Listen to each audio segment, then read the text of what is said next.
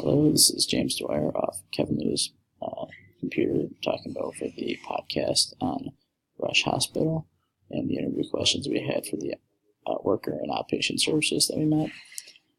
We asked questions regarding toward asset management and the flow of how Rush operates.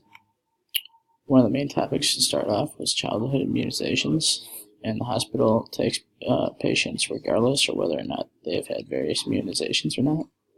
All patients who are considered self-pay or don't have insurance get a 68% discount on all services by employed physicians within the Rush Medical Group. And then pertaining toward educational programs, the educational lectures are always free. There may be some fee of classes like yoga, but that's on a different topic. And then for trainings per department, the seminars for pediatric training generally last 1 hour. Employees need to go as often as necessary to remain in compliance with all pediatric urology requirements. And then when it comes to patient confidentiality, it's a big topic there. Patients have to complete the HIPAA form. It's a pertaining toward all confidentiality. When one of our physicians receives a subpoena, our practice must comply by sending a copy of the patient records requested within the subpoena. We work with the law firm and our physician to set up a mutually convenient date and time for the subpoena. And then we go towards the survey questions regarding the security protocols. All employees are required to wear their employee ID badge somewhere from the waist up during work hours.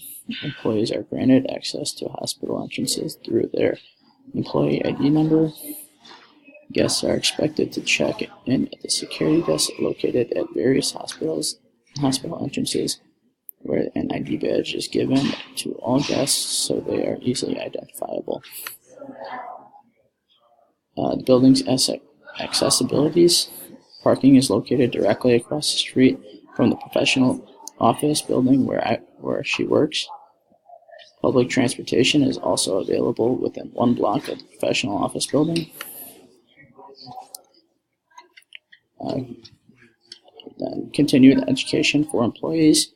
The clinical staff or certified medical assistants, nurses, and physicians have specific CME expectations relative to each of their certifications or licenses. The administrators have different requirements depending upon their positions as well. For example, in her position as a division administrator, they don't have specific CMEs except where research is concerned.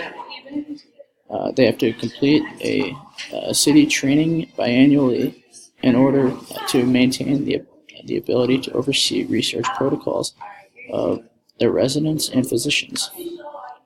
All employees annually are given various LEAP computer modules to complete, which have to do with fire safety compliance practices, or physician documentation and coding compliance. And when it comes to policies on immunizations, all employees are expected to be immunized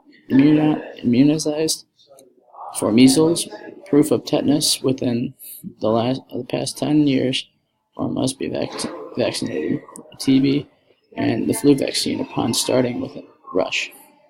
Annually, all employees are expected to get the flu vaccine, and if they don't get vaccinated, they have to complete a declination form and submit it to the employee health office. Back to security protocols for extracting medicine. On the outpatient side, we have transitioned to single vial dosages whenever possible.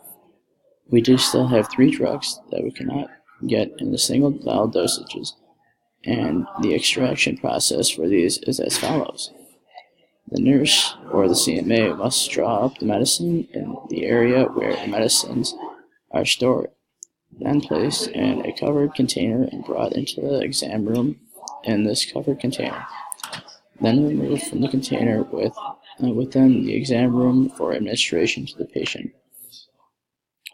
And then regarding towards supervisors per unit, on the outpatient side of things, we have one division master or administrator and one practice administrator managing 12 physicians, 10 residents, and 15 employees.